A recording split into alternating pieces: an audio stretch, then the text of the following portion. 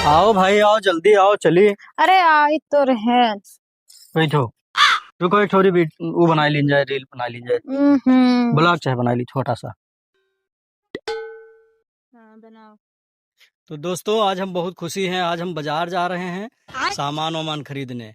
हम बहुत खुशी हैं, हमारी शादी में हुई है, सुंदर सुंदर पत्नी भी मिली है। तो बहुत प्यार से आपस में रहते हैं ना। हाँ रहते तो हाँ, हैं। तो आपस में हम लोग बहुत प्यार से रहते हैं।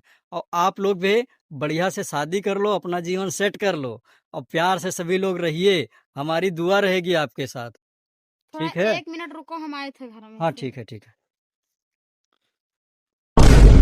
दोस्तों अब हम आपसे क्या बताएं, हम जब से हमारे ज़िंदगी में आई है ना, कसम से बताई थे ज़िंदगी झंड हो के रही है। और अगर तू लोग हमार बात मानो भैया तो बियाह गौन के चक्कर में न पड़ो।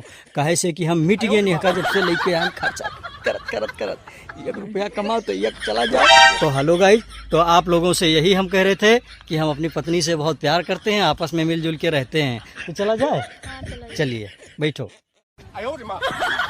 तो फिर मिलते हैं अगले ब्लॉग में। धन्यवाद।